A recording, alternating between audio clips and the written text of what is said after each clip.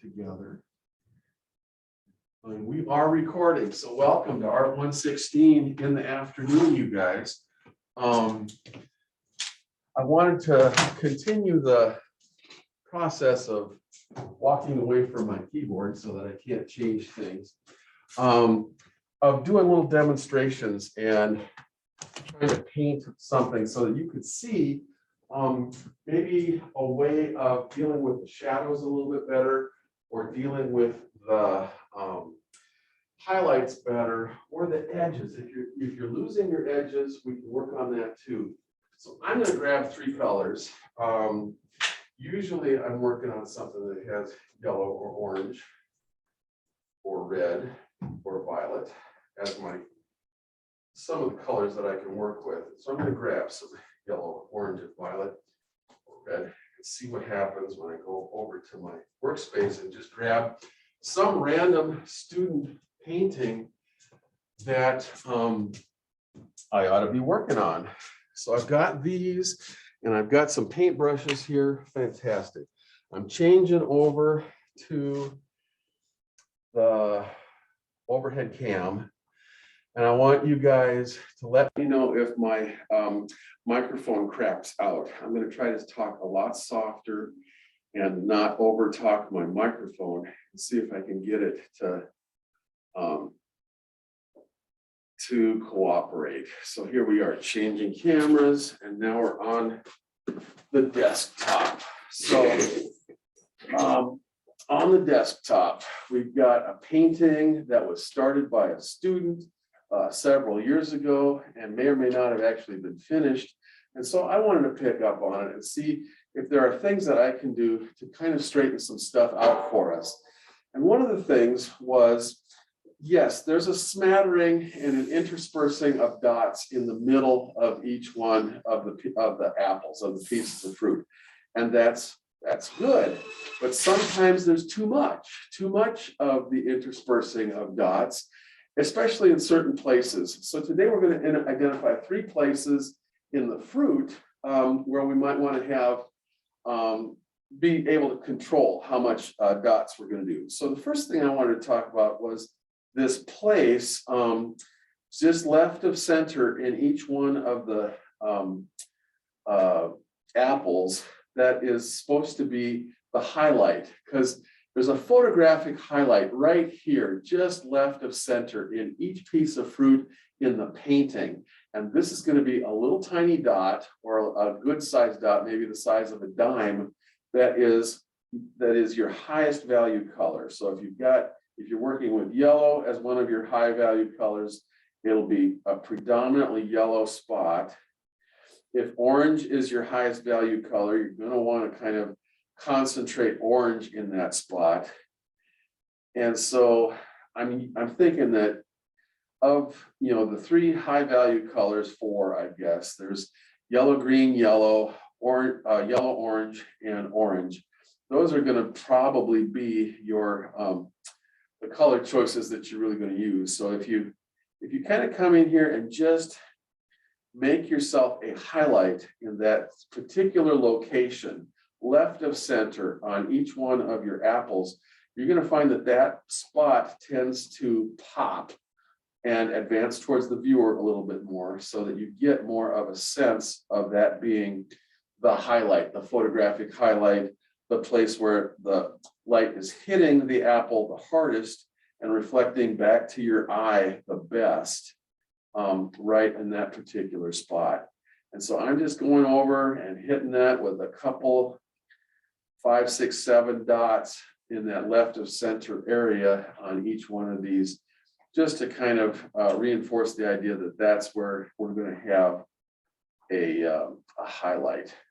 Okay, the next thing is that I'm going to just clean this off that much, and that's probably going to be enough cleaning of the brush for us. The next thing would be these crescent-shaped shadows on each apple. Every apple has some kind of a shadow that's happening in a crescent shape. And that crescent shape is pretty much shaped like a banana. I mean, it comes to a point, up at the top, it gets fat in the middle, it comes back to a point down on the other end. Now, your artist, Paul Cezanne, has used brush strokes to do this, and in a kind of a quick slapdash approach to laying down color, his crescent-shaped shadows are a little bit different on every apple, which is fine. That's good. He's able to provide a little bit of variety for each apple and give each apple kind of an individual character. Each apple has a little bit different kind of blush to it. And so sometimes there's a lot of red on the apple and not very much yellow. And sometimes there's a little bit of green spots on the apple because, you know, it's an apple that might not be completely or totally ripe. And so it might have some red and some green on it, and that's fine too. But we really want to look at this crescent-shaped kind of shadow on the right side, the right edge of each one of our apples, and just kind of pay attention to what is happening there, and make sure that you're using red, green, blue, violet, some kind of cool colors combinations with maybe just a tiny smattering of your high key value, you know, just a couple of yellow or a couple of orange dots to try to make that crescent shape pretty strong on that side of the apple, but also break it up a little bit so that it's not just a solid Johnny one note kind of a color. We're not painting barns here, we're painting, you know, an artistic painting. And so we're trying to get this crescent shape to work for us in terms of being the shadow on this side of the painting.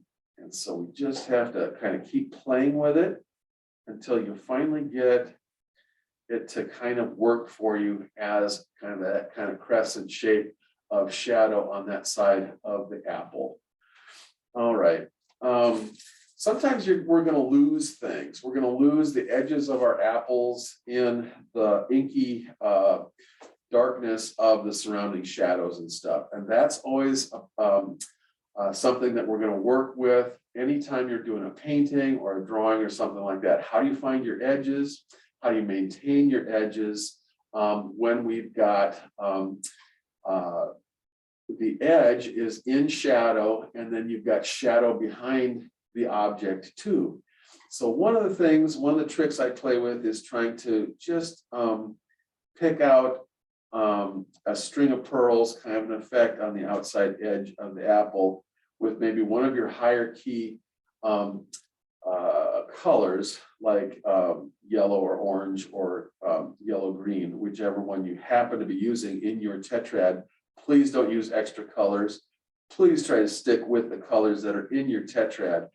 But if you just do a really careful kind of outline, contour line happening out here to give you a little bit of a sense of the outside edge of that apple, it picks it right up and it picks it out from the shadow that's inside the edge of the apple and the shadow that's happening outside the edge of the apple, whether that's a cast shadow in this particular spot, or if it's some of these intermingled shadows that are between the apples or the background. You know, if we use maybe a string of pearls effect of trying to get this outside edge to have, in photography, they call this reflected light.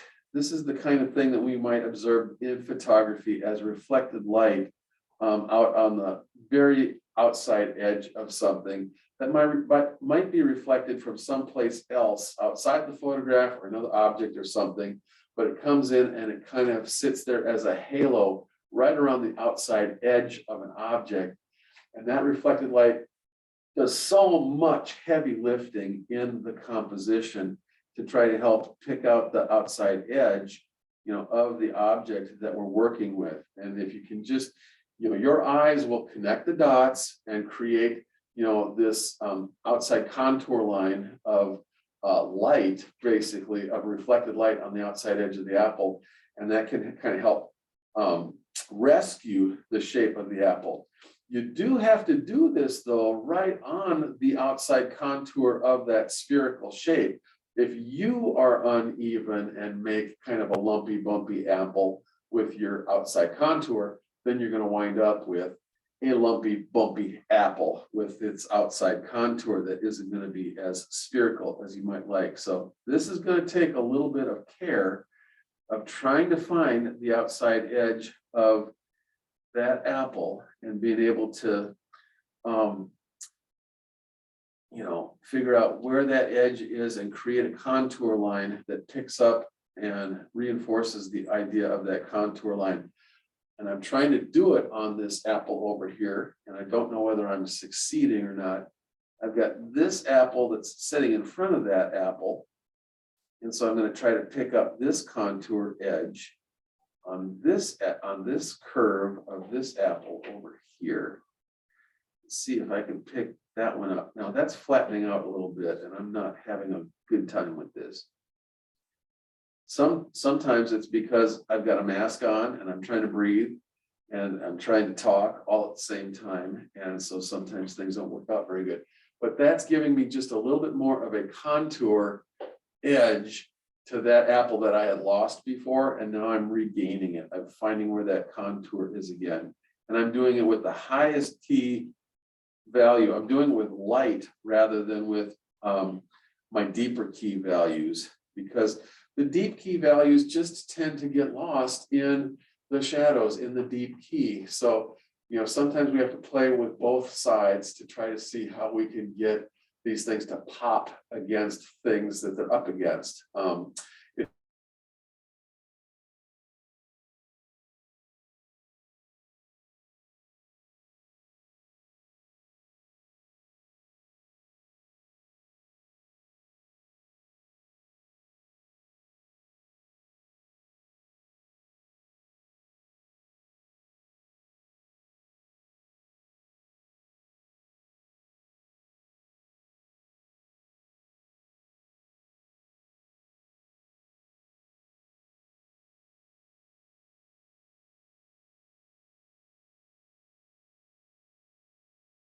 Unmuted, there we go.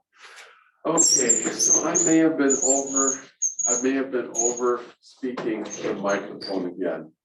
My apologies. Sometimes I get excited, and these little tiny webcam microphones just can't take James when he's raising his voice enough to try to be heard throughout the whole classroom. So I'll try to chill out a little bit. We were talking about 3 things on this thing, and this is going to be my demonstration that just deals with these 3 things today. The highlight, little puddle of light that's just left of center in each one of our forms. We want to make sure that that is strong, and so that that part of the apple really pops for the viewer. So we're going to try to make sure that there's a highlight in that highlighted portion of each sphere. We're going to try to make sure that we've got this crescent-shaped shadow on each shaded side of the apple, and try to manage that. And they don't all have to look the same. They can have some variation in them and some variety, and that's just fine. But there has to be consistency in some kind of a crescent-shaped shadow on the right side of each apple. And then finally, if you are losing your edges, if you can do the string of pearls effect around the apple, even on the shaded side, as a reflected light thing, to try to make sure that you are picking out that edge so that it doesn't get lost in the shadow. Either the cast shadow, this is a tongue-shaped cast shadow right here behind this apple. And then we've got unshaped shadows that are in this interapular area between the apples. I just made that up, interapular area. So we're going to try to play with that and try to make sure that we can see the edges of our apple by using that string of pearls kind of effect if possible. Next time when we're together on a week from now, a week from Wednesday, I'm going to talk backgrounds and foregrounds, because on this one, I do not have enough light yet in my foreground to really make the foreground area pop forward. I really need to get more yellow in here so that this becomes a pool of light, and so that this tends to advance towards the viewer. We'll also talk about backgrounds and edges in the composition, because these shaded areas are really important to manage. And we'll just show you how to intersperse the dots as much as possible so that they become neutralized and they tend to recede into the background and help to open up all of this three-dimensional space that we're doing. But today's demo was about highlights, it was about crescent-shaped shadows, and it was about picking out the contours of the apples so we don't lose the contours. That's going to do it for today. I would be happy to entertain any questions that might be coming from online or in the classroom. And otherwise, we're gonna stop the broadcast for today. So let me just change over to a video of the classroom so that we can unify the in-person people with the online people. And if anybody has a question, please go ahead and unmute your mic or blurt it out and we can talk about this. Otherwise, we're gonna move into the work portion of the day, the lab portion of the day, so that you guys can just continue painting. I will post the recording online and post the link of it, in our e-learning platform, in our YouTube links. And so if you want to look at this again, you're sure welcome to, because it could be helpful. It might be helpful. I'm not seeing a whole bunch of people unmuting their mics online. And I see a lot of bored people who just want to get out into the sunshine here in the classroom. So I'm going to wrap it up for today.